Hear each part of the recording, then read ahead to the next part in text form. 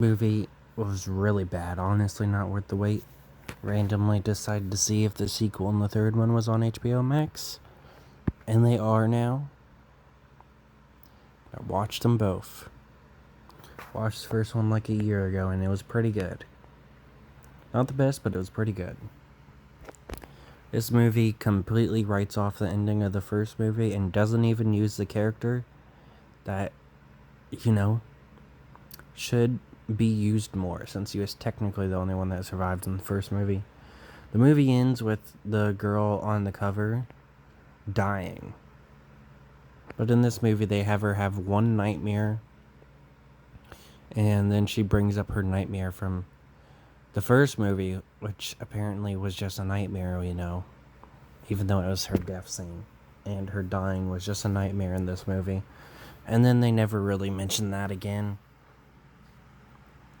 And then one of the characters constantly tries to get her to leave her boyfriend, and this is the quote in the movie, because he's Ray. She just says his name, and that's the reason why she needs to cheat on her boyfriend with this other dude named Ben Wilson. And he's not even on the cover. I just realized that. They clearly didn't think he was good enough to be on the cover. He definitely wasn't relevant enough. Anyways, Ray really doesn't do much. He's mostly in a side quest. Has a line where he says wants to marry her. Then he gets rid of the ring for a gun. And then when he uses the gun, it doesn't even fire. But when she uses it, she's able to get it to work.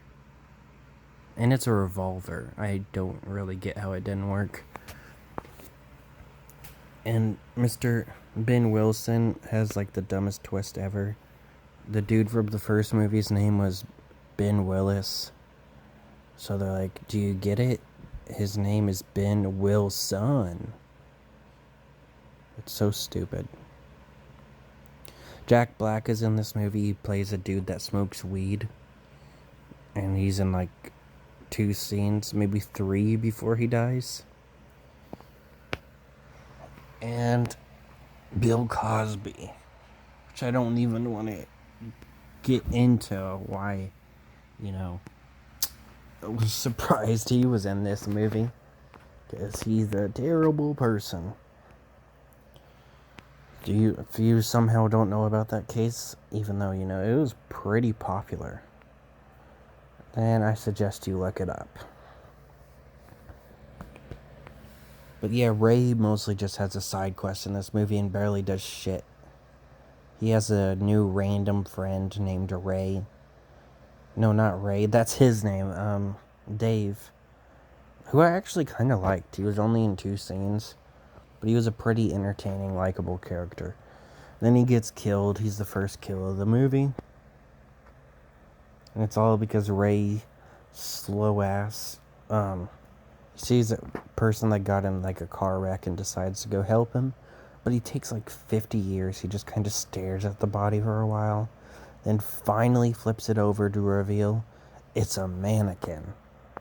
And then we actually find out his name, because he doesn't say his name until this scene. So I guess it's, to make Dave feel more like a character. Because even though I did like him, he didn't feel that much like a character. Since we didn't even find out his name till he dies. He yells, Dave! Throughout the movie, I was just referring to him as Ray's friend, because he didn't get a name introduced. And I thought I was going to have to do that in this review too, until he screams Dave when Dave gets killed. I actually kind of like Dave.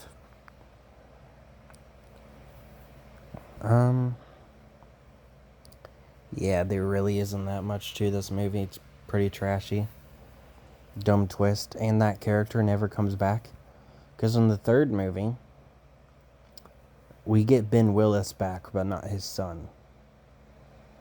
Which I guess would make sense if it's not the fact that both of them died. Ben Willis got killed by the main girl, and Ben Will's son got killed by his own dad by accident because Ray ducked out of the way. The movie ends with her kind of dying again, though I guarantee it's just a nightmare. So yeah, I guess that's about it.